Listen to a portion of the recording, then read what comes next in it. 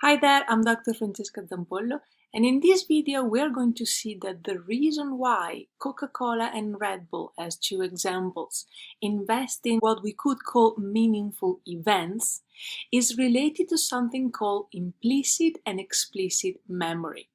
We're going to see what implicit and explicit memory is and how it connects to brand events, and therefore why you should do it too if you have a food startup or a food company, or you do anything related to food. When we think of our memory, we usually view it as consciously constructed. We see it as a list of ideas and facts that we have remembered and could describe at a moment's notice. This memory of which we are aware is called explicit memory. But on the other hand, humans have memories of tasks that they cannot recall.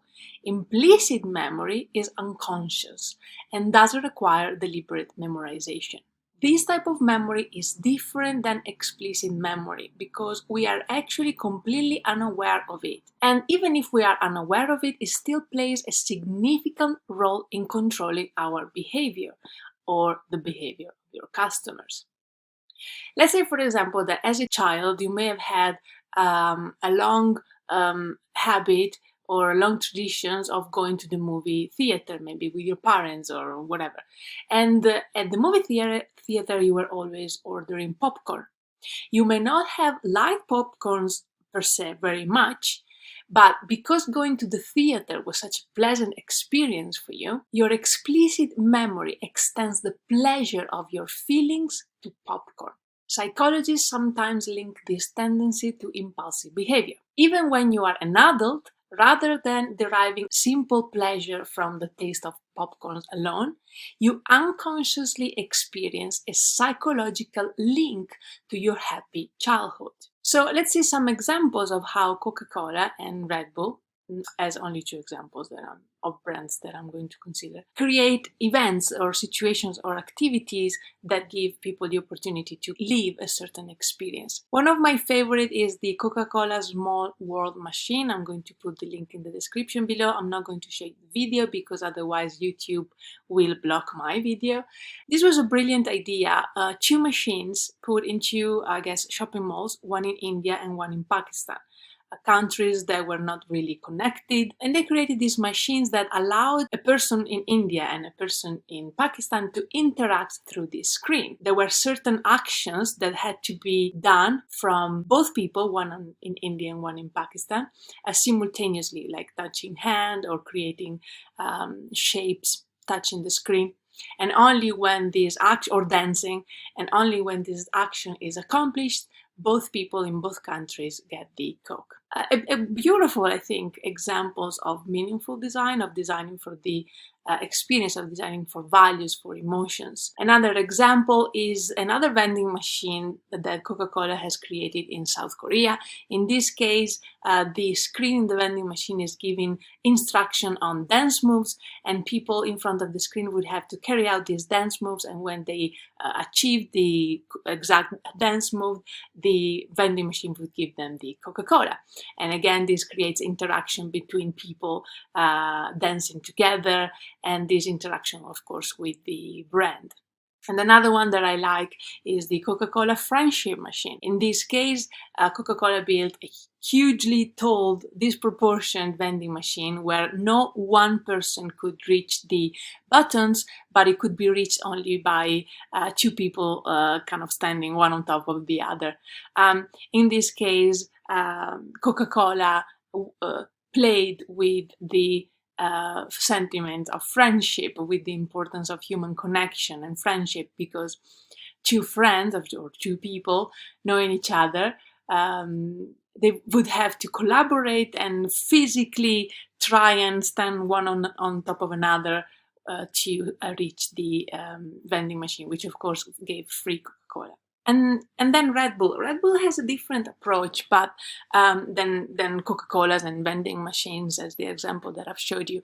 But Red Bull is very much invested in being present, if not sponsoring, a whole range of sports events, from the most well-known that we might have scene, to diving, to climbing, etc. And I want to show you just a couple of very interesting ones. I had no idea that there was such a thing as the Paper Wing World Finals, and this is in 2019. So apparently there's a whole sport around making paper airplanes flying, and as you maybe you've seen the video, maybe later on, let's see if we can skip this. There are different events within the competition. There's long distance flying, there's most time in the air, there's acrobatic paper airplane flying, etc. And another interesting sport that is sponsored by Red Bull, just to show you, is the Netherlands' oldest extreme sport, and this is the Lieper, I guess it's maybe pronounced. And as you can see, people are jumping on a big pole and then kind of creating the longest distance they can, I guess. So very niche sports, and this is the type of events that Red Bull specializes on to create brand engagement. And now let's try and see what is the connection between these events that Coca-Cola and Red Bull organize and implicit and explicit memory. This is from an interesting article in Psychology Today, of which you will find the link in the description below. The pleasant feelings associated with the memory of the park or the movie theater in our example could rub off to the product, our popcorn, leading us to form favorable association with it. Those associations could be automatically activated when we subsequently encounter the product, when we encounter popcorns when we are adults, leading to a kind of favorable gut reaction to it. So every time you like something and you can't really explain why you like it, it's very likely that it is linked to an implicit memory.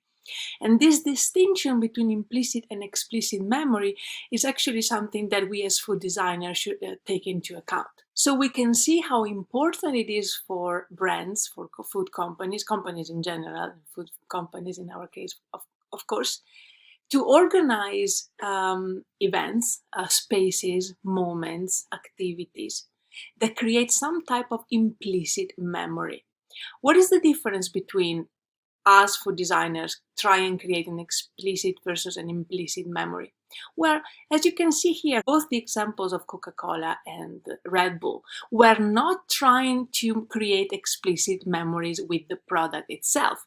They gave people the opportunity to experience something, the friendship machine or a race or whatever it is, that you're going to link to the brand. Their focus is on the experience, not on the product itself. Their focus is on creating implicit memories. So when customers will be at the supermarket seeing Coca-Cola or Red Bull, they will feel very quickly a prompt drive towards buying the product, purchasing the product. And that will be because of the implicit memory that has been built around an event, an experience, where the product was present, but where the product was not the core of the attention. So this is the reason why it is a very good idea for brands in general and food brands in our case, food companies, for food startups and so on, to design events, to design situations, to design activities where customers will have the opportunity to experience something that will be connected with your brand. I hope you found this useful, and I would really love it if you could think about other examples of other companies that have been doing this successfully. And of course, we can share all of this in the comments below. I'm always quite active down there, and I would love to hear it from you. As always, thank you for watching. Have a lovely day and happy food design.